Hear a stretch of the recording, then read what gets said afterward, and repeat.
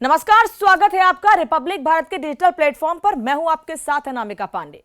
लगातार हम TV screen पर आपको तस्वीर दिखा रहे हैं रशिया यूक्रेन युद्ध की, लेकिन इस बीच अपने देश में पॉलिटिकली भी बहुत कुछ घट रहा है। बीजेपी की जीत तो हुई है 4 राज्यों में, 5 राज्यों में चुनाव थे जिनमें 4 राज्यों में बीजेपी को बम्पर जीत मिली है, जबकि आम आदमी पार्टी पंजाब की सत्ता पर काबिज हो गई है। अब 16 मार्च को भगवंत मान मुख्यमंत्री के तौर पर पंजाब की शपथ लेंगे। लेकिन इन सब के बीच चर्चा बीजेपी और आम आदमी पार्टी की तो हो रही है। चर्चा उस पार्टी की नहीं हो रही है जो देश की सबसे पुरानी पार्टी है। जी हां, सही समझिए आप, हम बात करने जा रहे हैं कांग्रेस पार्टी की। इंडियन नेशनल कांग्रेस 130 से 35 साल पुरानी पार्टी, लेकिन उसका क्या अस्तित्व अब नहीं बचा है।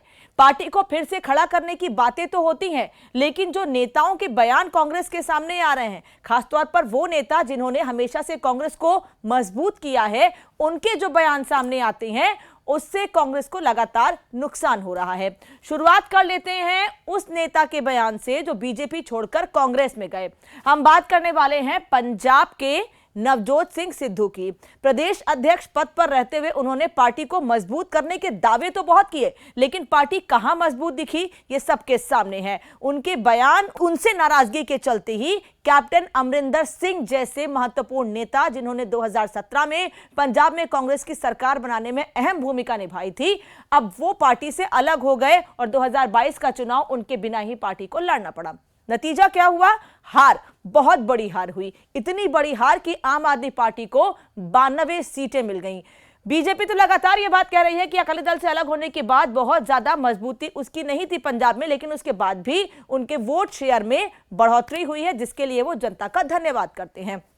अब कपिल सिब्बल कह रहे हैं कि 2024 के लिए नए सिरे से पार्टी को तैयार करना है। खास तौर पर गांधी परिवार से अलग देखना होगा कांग्रेस पार्टी को, तभी पार्टी मजबूत हो पाएगी। इसके पहले मनीष तिवारी भी यह हिंट दे चुके हैं कि जब 2008 में मुंबई में हमला हुआ था, ताज होटल पर हमला हुआ था, स्टेशन पर हमला हुआ था, उस हमले को रोका जा सकता था।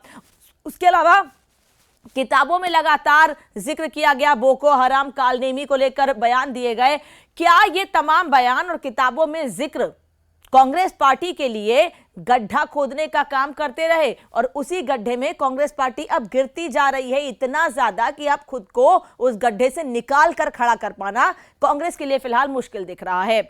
एक तरफ प्रियंका गांधी उत्तर प्रदेश के मैदान में थी और प्रियंका लगातार कांग्रेस को मजबूत करने के लिए जमीन पर उतनी, लड़की हूं, लड़ सकती हूं, शक्ति विधान, युवाओं के लिए रोजगार, मतलब बहुत सारे घोषणा पत्र के साथ भी वो मैदान में आई, लेकिन कांग्रेस पार्टी कुछ खास क्या, बिल्कुल खास नहीं कर पाई चुनाव में।